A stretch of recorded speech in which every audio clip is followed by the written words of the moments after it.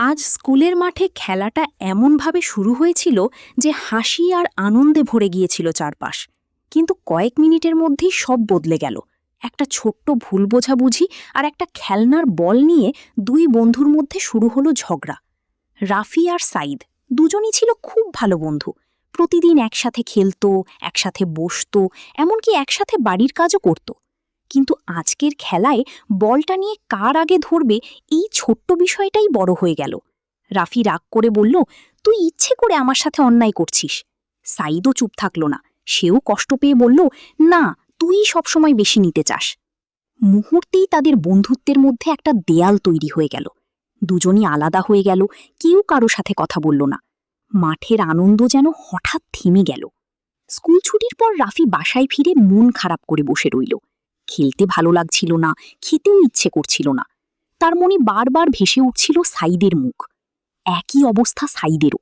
সেও বুঝতে পারছিল ঝগড়াটা আসলে খুব ছোট্ট একটা ব্যাপার ছিল, কিন্তু রাগের কারণে সেটা বড় হয়ে গেছে। রাতে রাফির মা তার পাশে এসে বসলেন।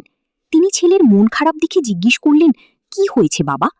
রাফি প্রথমে কিছু বলেনি, পরে ধীরে ধীরে সব খুলে বলল। সব শুনে মা শান্তভাবে বললেন, আল্লাহ আমাদের ক্ষমা করতে ভালোবাসেন। আমরা যদি অন্যকে ক্ষমা করি, আল্লাহও আমাদের ক্ষমা করেন। তুমি কি চাও না আবার তোমার বন্ধুর সাথে আগের মতো খেলতে? রাফি চুপ করে রইল। তার মনে হলো সে সত্যিই সাইদের সাথে কথা না বলে খুব খারাপ লাগছে। মা আবার বললেন, রাসূলুল্লাহ সাল্লাল্লাহু আলাইহি ওয়াসাল্লাম বলেছেন, মানুষের মধ্যে সবচেয়ে ভালো সেই যে মানুষকে ক্ষমা করে দেয়। এই কথা শুনে রাফির মনটা নরম হয়ে গেল।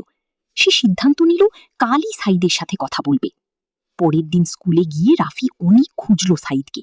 শেষে মাঠের একপাশে তাকে একা বসে থাকতে দেখল। কিছুক্ষণ দাঁড়িয়ে থেকে রাফি ধীরে ধীরে এগিয়ে গেল। তার বুক ধুকপুক করছিল। রাফি নিচু স্বরে বলল, সাইদ, আমি দুঃখিত। আমি রাগ করে অনেক খারাপ ব্যবহার করেছি। সাইদ একটু অবাক হলো, তারপর তার চোখেও পানি চলে এলো। সেও বলল, না রাফি, আমিও ভুল করেছি। চল আমরা আবার বন্ধু হয়ে যাই। এই কথা শুনে দুজনেই হাসল। সেই মুহূর্তে তাদের বন্ধুত্ব যেন আবার নতুন করে ফিরে এলো। মাঠের বাতাসও যেন আবার আগের মতো আনন্দে ভরে উঠল। সেদিন তারা বুঝল, রাগ ধরে রাখা সহজ, কিন্তু ক্ষমা করা অনেক বড় মন লাগে। আর ক্ষমা করলেই মনটা হালকা হয়ে যায়, সম্পর্কও সুন্দর থাকে। শিক্ষা: ছোট্ট ভুল বোঝাবুঝিকে বড় করা উচিত নয়। রাগের চেয়ে ক্ষমা অনেক বেশি শক্তিশালী। ভালো বন্ধু হতে হলে একে অপরকে বুঝতে ও ক্ষমা করতে হয়। আল্লাহ তাদের ভালোবাসেন যারা ক্ষমা করে দেয়। এইরকম শিক্ষামূলক ভিডিও দেখতে এখনই সাবস্ক্রাইব করো শিক্ষা টুর আর বেল বাটনটা অন করে রাখো।